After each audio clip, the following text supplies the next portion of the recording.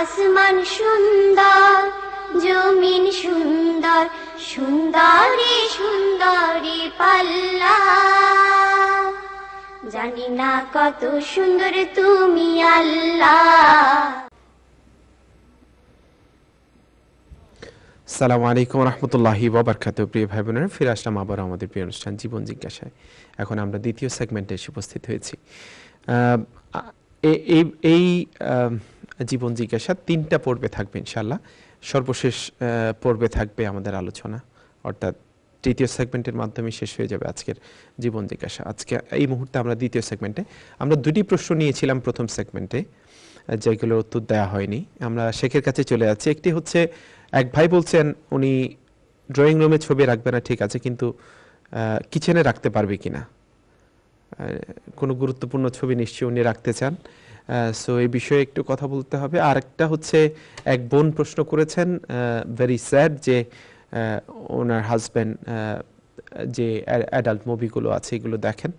এখন উনি বলছেন যে এগুলো থেকে কিভাবে বিরত রাখা যায় স্বামীকে, এবং গুনাহ আর পরিমাণ কি হচ্ছে।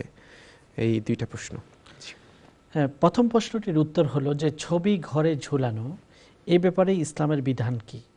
আমরা দেখি যে ইসলাম ছবি তোলা বা ছবি ঝুলানো এটাকে ইসলাম অপছন্দ করে।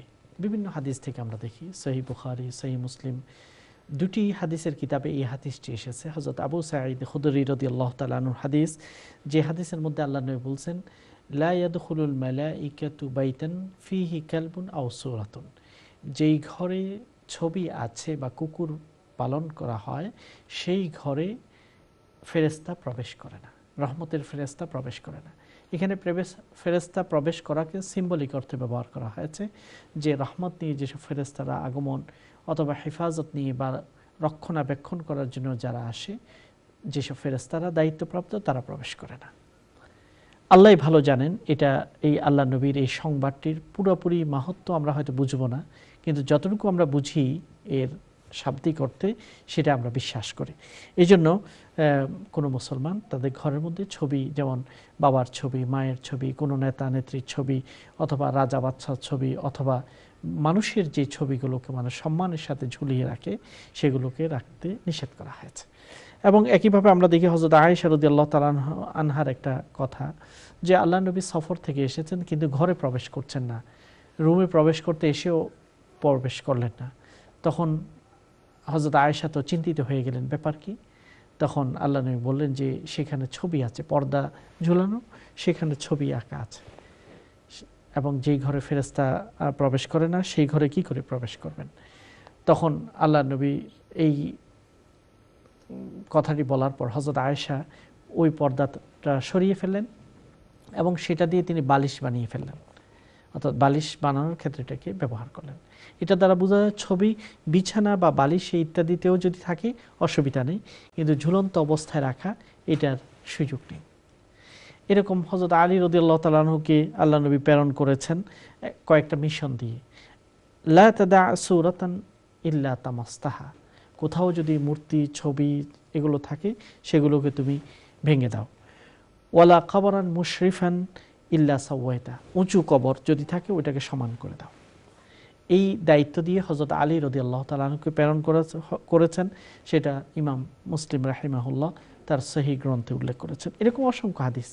হযরত আয়েশা রাদিয়াল্লাহু তাআলা আনহাকে আল্লাহ নবী এটাই বলেছেন, ইন্না আসহাবা হাযিহিস সুওয়ার ইউআযাবুনা ইয়াওমাল কিয়ামাহ ওয়া ইউকালু লাহুম আহইউ মা খালাকতুম, আখরাজাহু মুসলিম।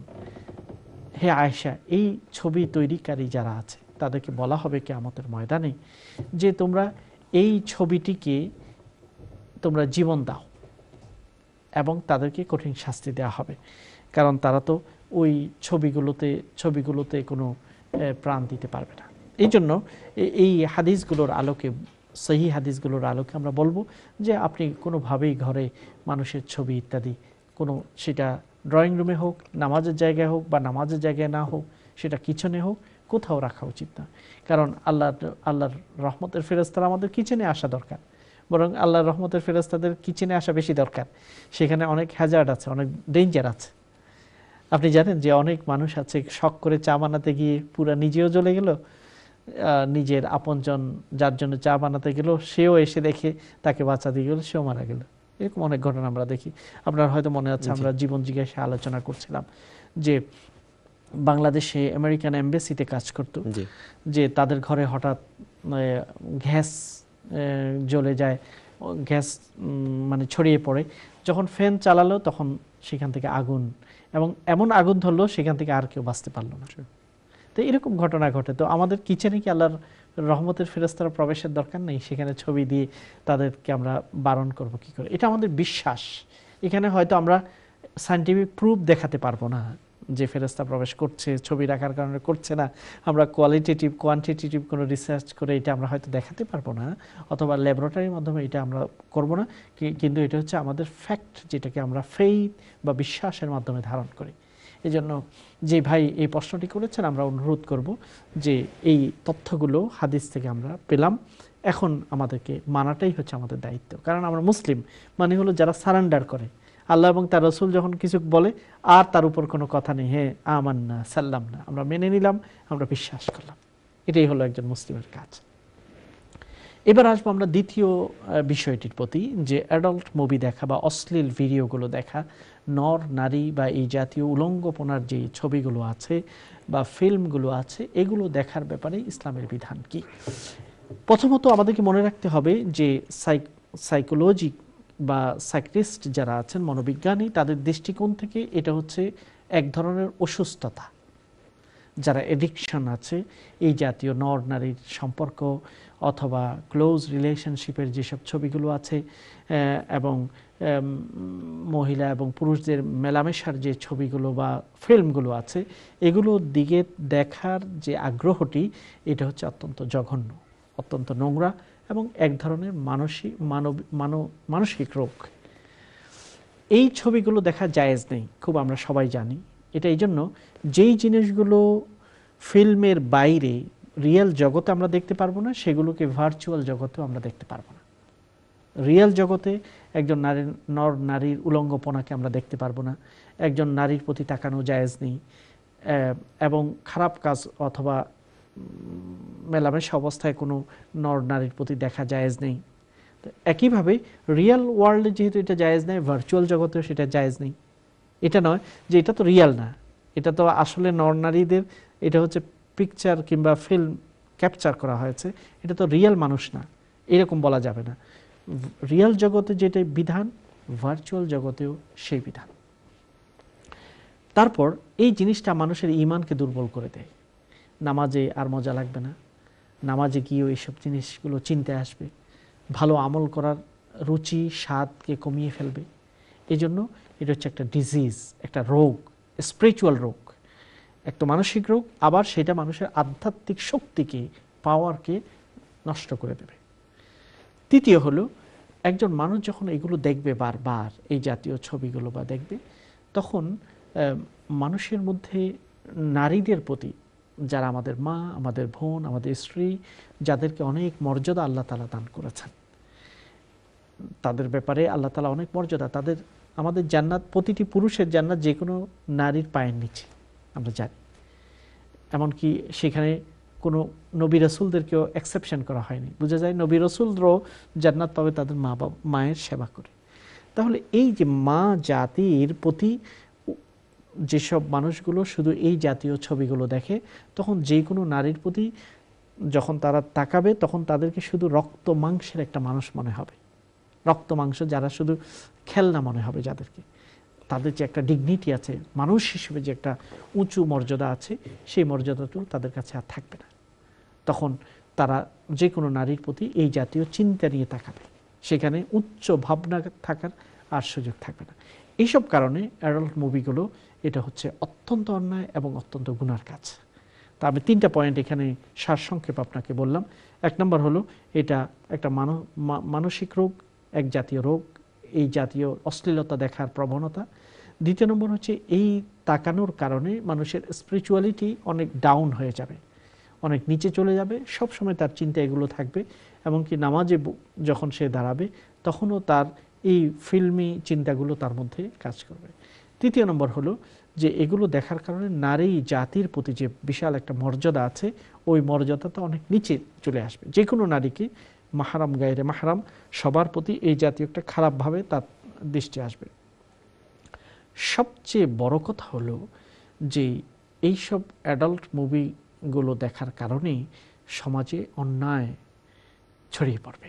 আপনি দেখেন যে কোনো দেশের, বিশেষত এশিয়ান দেশগুলোতে আমরা দেখি, ভারতের কথা আসে, বাংলাদেশের কথা আছে, যে স্কুল পড়ুয়া ছেলে মেয়েরা এই জাতীয় অন্যায়গুলোতে জড়িয়ে পড়ছে। ধর্ষণ করা, ফ্লাইটে ধর্ষণ, ট্রেনে ধর্ষণ, এবং সব জায়গায় শুধু ধর্ষণের কথা। এবং অধিকাংশ মানুষগুলো, অধিকাংশ মেয়েরা, প্রায় 70 to 80% মেয়েরা কোনো না কোনোভাবে এই জাতীয় নির্যাতন শিকার। এমনকি ইউরোপীয়, যেখানে খোলামেলা একটা সোসাইটি, সেই জায়গায়ও দেখা যাচ্ছে এসবের কারণে এগুলো দেখতে দেখতে মানুষ তখন আর পশুর মতো হয়ে যায়, পাশবিকতা মানুষের মধ্যে জাগে। এই জন্য অধিকাংশ নারী ইউরোপিয়ান সোসাইটি এবং ওয়েস্টার্ন সোসাইটিতে কোনো না কোনোভাবে নিগ্রহের শিকার হয়, অথচ এই সমাজটি খোলামেলা সমাজ। তো এইসব কারণে এগুলো পরিপূর্ণভাবে হারাম, কোনোভাবেই এটা দেখার সুযোগ নেই। যে চোখ দিয়ে আমরা দেখি, আল্লাহ না করুক, সেই চোখে একটু আপনি জিজ্ঞাসা করেন যে আল্লাহ তাআলা এই চোখগুলো যিনি সৃষ্টি করেছেন, তিনি কি এই কাজে সন্তুষ্ট হবেন আমার উপর? এই চোখটাকে কি আমাকে এই জিনিসগুলো দেখার জন্য আমাকে দিয়েছেন? না, কাজে এইভাবে এই চোখ তো আপনাকে আল্লাহ তুলে নিতে পারেন। তো এই জন্য আল্লাহর ভয় অর্জনের জন্য নিজেকে শুধরাতে হবে। আপনি আপনার স্বামীকে এই কথাগুলো শোনাবেন এবং প্রয়োজনে আমাদের এই তথ্যগুলোকে রেকর্ড করে তার কাছে উপস্থাপন করবেন, হয়তো তার বিবেক ইনশাআল্লাহ জাগ্রত হবে। জাযাকুমুল্লাহ। আমরা পরবর্তী কলে যাচ্ছি, দেখি কে আছেন আমাদের সাথে। আসসালামু আলাইকুম।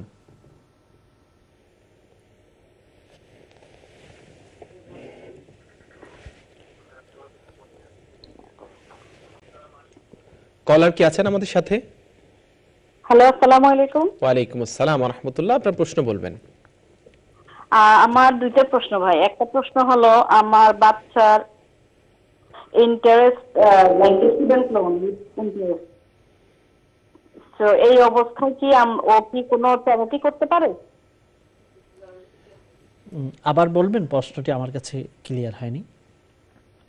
আমার স্টুডেন্ট লোন, মেয়ের আপনার স্টুডেন্ট লোন নিয়ে পড়ালেখা করছে, এখন সে চাকরি করে, কিন্তু লোনটা তো এখনো পে করা হয়নি, অল্প অল্প করে পে করতেছে। তো আপনার ওখানে তো ইন্টারেস্ট হয়ে গেছে, তো সেই জন্য ও কি এই অবস্থায় কোনো চ্যারিটি করতে পারে চাইলে কাউকে? ঠিক আছে, তারপরে দ্বিতীয় প্রশ্ন বলুন। দ্বিতীয় প্রশ্নটা হলো যে, ধরেন আমার মেয়েকে বিয়ে দিতে চাচ্ছি, যে এটা খুবই সেনসিটিভ কোশ্চেন, জাস্ট আমি জানতে চাই, কারণ অনেক জায়গায় পড়ি যে ধরেন যত জায়গায় বিয়ের জন্য আসে, আগে ওরা বলে যে ছেলে মেয়ে কথা বলতে হবে ফোনে কিংবা ইমেইলে, কিন্তু আমার মেয়ে সেটা করতে চাচ্ছে না, যে উইথ মাহরমের সঙ্গে আপনার গিয়ে দেখা করবে, ফেস টু ফেস কথা বলবে। কিন্তু ওরা মেজরিটি টাইম ওরা রিফিউজ করে, এই জন্য অনেক জায়গায় বিয়ে এসে ফিরে যাচ্ছে। তা আমি এর জন্য জানতে চাচ্ছি যে এটা কি করা জায়েজ হবে? যে আমরা অনেক জায়গায় দেখি হাদিসে পড়ছি যেটা অ্যালাউ না, আপনি ইমেল কিংবা টেলিফোনে কন্টিনিউ কথা বলে দেন এগ্রি করা। আপনার অ্যাডভাইসটা জানতে চাইতেছি কাইন্ডলি। জি, মাশাআল্লাহ। ঠিক আছে, আমরা শেখের কাছে চলে গেলাম।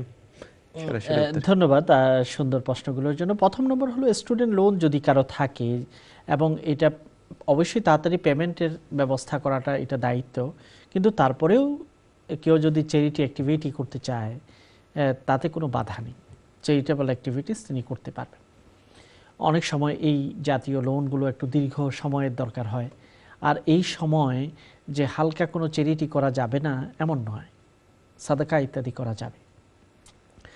দ্বিতীয় নম্বর, আপনি প্রশ্ন করেছেন যে মেয়ের বিবাহের জন্য যে প্রস্তাবগুলো আসে, তারা চায় যে ছেলে মেয়ে প্রথমে ফোনে কথা বলুক, অথবা সরাসরি কথা বলুক, অথবা ইমেল করুক, এটা যাবে কিনা? উত্তর হলো যে এখানে যদি ফিতনার আশঙ্কা না থাকে এটা যাবে। কারণ এই কথাও সত্য যে ছেলে এবং মেয়ে তারা পারস্পরিক একজন আরেকজনের মেন্টালিটিকে বোঝা দরকার। এখন কথাবার্তা না হলে যদি শুধু মহরম সহ 1-2 মিনিটে কথা হয়, হয়তো অনেক সময় একজন আরেকজনকে বুঝতে পারবে না। কিন্তু এটার অর্থ এই নয় যে নির্জনে গিয়ে তারা ডেটিং করবে, কথাবার্তা বলবে, এমন নয়। তারা কথাবার্তা বলতে পারবে ওভার ফোন। তারা যদি কথা বলতে চায়, প্রয়োজনীয় কথা, একজন আরেকজন সম্পর্কে ইনফরমেশন জানতে চায়, তথ্য জানতে চায়, একজন আরেকজনকে বুঝতে চায়, এটাতে আপত্তি থাকবে না। আপত্তি হবে তখন যখন এটা রোমান্টিক পর্যায়ে চলে যাবে, বিবাহের আগে, বিবাহ শুদ্ধ হওয়া ছাড়াই তারা যদি ফোনে যদি ঘন্টার পর ঘন্টা নানা বিষয়ে আলাপ করে, যেটা রোমান্টিক ডিসকাশন, এই জাতীয়গুলো করা যাবে না। তো এই জন্য বিবাহের ক্ষেত্রে প্রয়োজনীয় কথাবার্তা ইমেলে হোক কিংবা ফোনে হোক অথবা সরাসরি মাহরামের উপস্থিতিতে হোক, এতে অসুবিধা নেই। কাজে আপনাকে বিবেচনা করতে হবে কোন পর্যায় পর্যন্ত যাওয়া যাবে, কোন পর্যায় পর্যন্ত তারা কথা বলতে পারবে, অতটুকু পর্যন্ত তারা ফোনে কিংবা ইমেলে কথাবার্তা বলতে পারবে। জাযাকুমুল্লাহ। আমরা চলে যাচ্ছি পরবর্তী কলে, দেখি কে আছেন আমাদের সাথে। আসসালামু আলাইকুম। ওয়ালাইকুম সালাম। হ্যালো জি বোন, আপনার প্রশ্ন বলেন। আমি একটা প্রশ্ন করতে চাই। জি বলেন।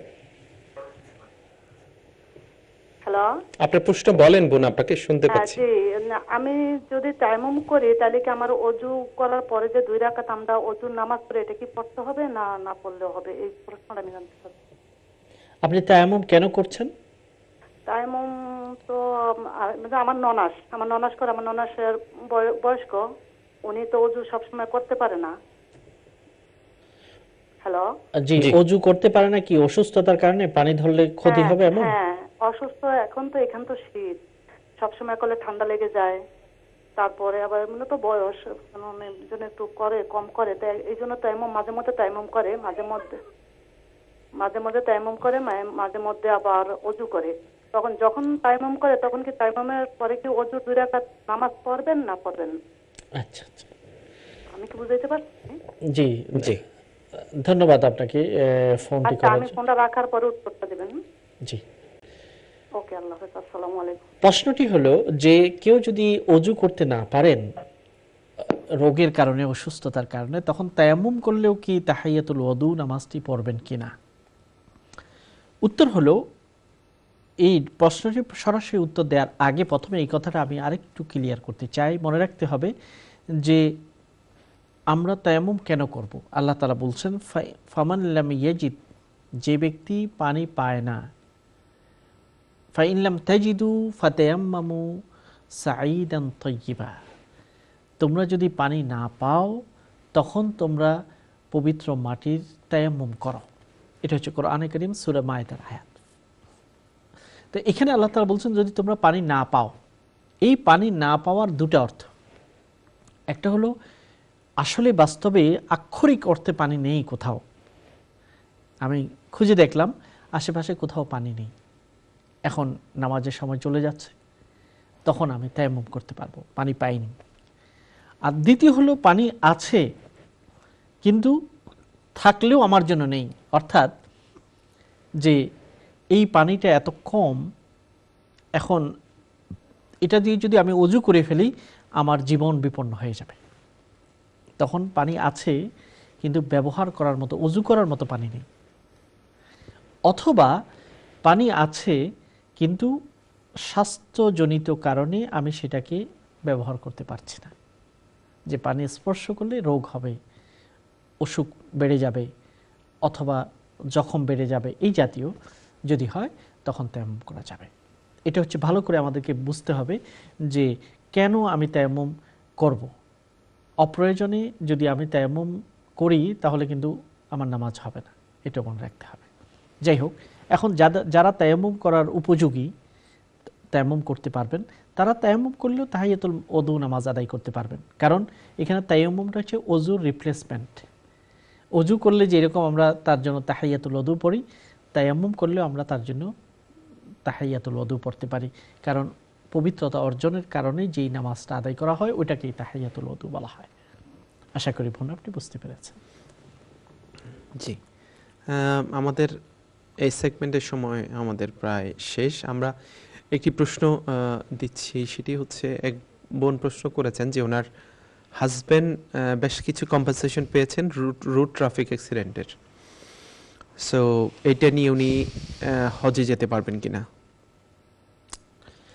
উত্তর হলো এই যে অ্যাক্সিডেন্ট ইত্যাদির কারণে কেউ যদি বৈধভাবে এই অর্থ পেয়ে থাকেন। বৈধ বলতে এটা বোঝানো হয় যে কোনো মিথ্যা কথা বলেননি, যে তার শারীরিক কোনো অসুবিধা হয়নি, তিনি ক্লেম করে বসেছেন যে আমার মারাত্মক শারীরিক অসুবিধা হয়ে গেছে এবং মনে হয় আমার কাছে এই এরিয়াটা অনেক গ্রে এরিয়া, এবং দেখা যায় যে কোনো সময় যদি একটা গাড়ির সাথে আরেকটা গাড়ি লাগে, যেটা হালকা হয়তো গাড়ির চামড়া উঠেছে, মানুষের চামড়া উঠে নাই, এরকম জায়গায়ও হঠাৎ কিভাবে যেন অনেকগুলো কোম্পানি জেনে যায়, তারা ফোন করতে থাকে, মানে তোমার অ্যাক্সিডেন্ট হয়েছে, তোমার ফল ছিল না, এটার জন্য আমরা তোমাকে অনেক এনে দিতে পারবো। অ্যাক্সিডেন্ট ম্যানেজমেন্ট কোম্পানিগুলোর অনেকগুলো এই জাতীয় আছে। এখানে যদি সত্য বলে যে আমার যতটুকু ক্ষতি হয়েছে ততটুকু বলে যতটুকু পাওয়ার আছে সেটা যদি কেউ পায়, সেটা অবশ্যই তার জন্য নেওয়া বৈধ হতে পারে। কিন্তু যদি সেখানে মিথ্যার কোনো লেপন থাকে, যে মিথ্যাকে যোগ করা হয়, তখন অবশ্যই সেটা আর হালাল থাকবে না। আর হালাল যদি না হয় সেটা দিয়ে তো হজ হবে না। আমরা অবশ্যই হালাল অর্থ দিয়েই হজ আদায় করতে হবে। আল্লাহ নবী আমাদেরকে এটাই শিক্ষা দিয়েছেন, ইন্নাল্লাহা তাইয়্যিবুন লা ইয়াকবালু ইল্লা তাইয়্যিব। আল্লাহ নিজে পবিত্র, পবিত্র ছাড়া তিনি গ্রহণ করেন না। হজের মতো জীবনের একবারের যেটা ফরজ আমাদের উপর, সেটা নিজের কষ্টার্জিত ঘামের পয়সা হালাল দিয়ে হজ করা উচিত, যেখানে কোনো সন্দেহ থাকবে না। তখন হজটি আল্লাহর কাছে কবুল হবে। আর যখন হজটি কবুল হবে, আল্লাহ নবী আমাদেরকে এটা সুসংবাদ দিয়েছেন, ওয়াল হাজ্জুল মাবরুর লাইসা লাহু জাযাউন ইল্লাল জান্নাহ। কবুল হজের আর কোনো বিনিময় হতে পারে না জান্নাত ছাড়া। আল্লাহু আকবার। কাজে জান্নাত কিনতে হলে তো আমি হারাম পয়সা দিয়ে কিনতে পারবো না। এই জন্য আমাদেরকে খুব সতর্কভাবে হজের জন্য টাকা পয়সাকে সংগ্রহ করতে হবে এবং পবিত্র অর্থ দিয়ে হজ করার জন্য চেষ্টা করতে হবে। আমিন। আমরা কলারের কাছে যাচ্ছি, দেখি কি আছেন। আসসালামু আলাইকুম। ওয়ালাইকুম আসসালাম। জীবন, আপনার প্রশ্ন বলবেন।